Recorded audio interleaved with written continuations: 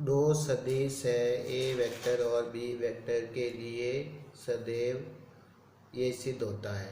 यानी हमें प्रश्न को किसी भी तरीके से हल करके ये लाकर आपको बताना है। देखो ये आपको लाकर बताना है, कैसे लाएंगे। यहाँ पर ए सदिश और बी सदिश के बीच में डॉट गुणा हो रहा है, ये लाइन आपको बनाकर बताना है। तो कैसे बताएंगे, माना दो सदिश ए वेक्टर और बी वेक्टर का अदिश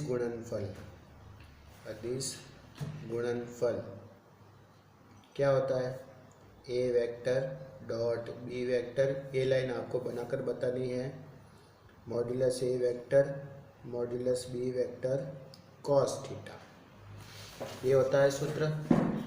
अब आपको क्या करना है, ये और ये बनाना है, इसके बीच में ये वाला साइन लाना है। कैसे लाएंगे, सीधा इस दोनों पदों को ए डॉट बी के नीचे ऐड करेंगे तो A vector dot B vector upon modulus A vector modulus B vector.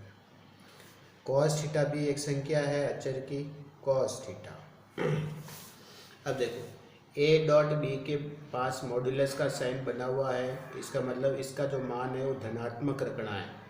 तो मापांक का चिन्ह कैसे लगाएंगे, तो प्रत्येक पद में मापांक का चिन्ह यूज़ करेंगे, प्रत्येक पद में मॉड्यूलस का साइन यूज़ करेंगे। तो क्या बनेगा, modulus A vector dot B vector upon modulus A vector modulus B vector और मॉड्यूलस का कॉस थीटा।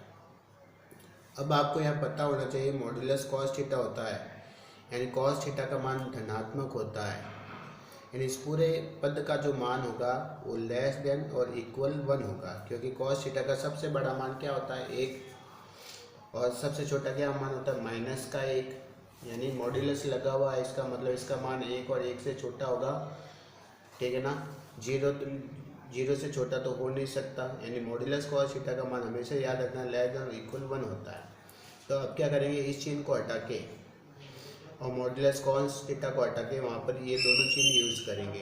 तो क्या बनेगा, modulus A vector dot B vector upon modulus A vector modulus B vector और ये वाला चिन्ह यूज़ करेंगे, इसको हटा देंगे, लेस देन इक्वल 1।